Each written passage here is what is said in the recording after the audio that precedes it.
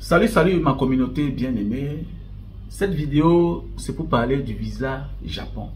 Vous savez, depuis un moment, je mets sur mes publications visa Japon. Voilà.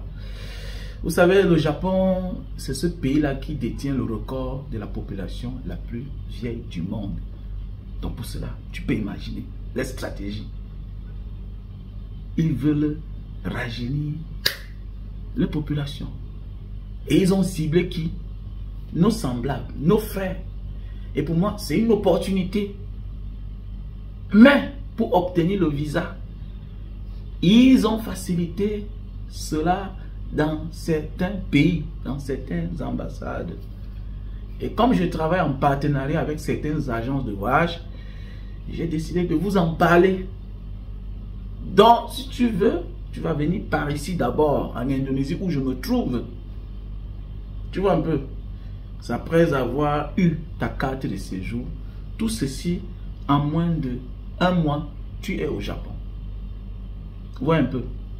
Donc, cette campagne, c'est plus pour ceux qui me suivent depuis bientôt 10 ans sur ma page Mbanga Diaspora officielle qui était suspendue, mais qui sera de retour bientôt.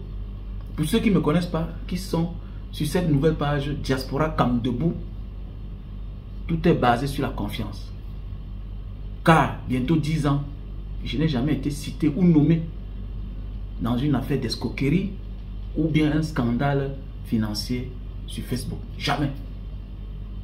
Mais personne n'est sérieux. Mais, je dis bien jamais. Je me rassure que ce que je vais faire là, que ça marche. Vous voyez un peu. Le Japon, c'est un pays industriel. Donc, les autres questions, allez sur le net. Au lieu de passer le temps à suivre le Congo, ça, c'est un pays industriel. Où que tu te trouves là, quand tu te balades là, tu peux faire combien de jours sans voir un Japonais? Ce n'est pas tous ceux qui ont les petits yeux qui sont Japonais. Hein. Parce que le complexe de la colonisation a fait à ce que l'on pense que c'est nos anciens maîtres qui sont les plus riches. Faites attention. Pendant que eux, ils nous colonisaient, le Japon colonisait toute l'Asie.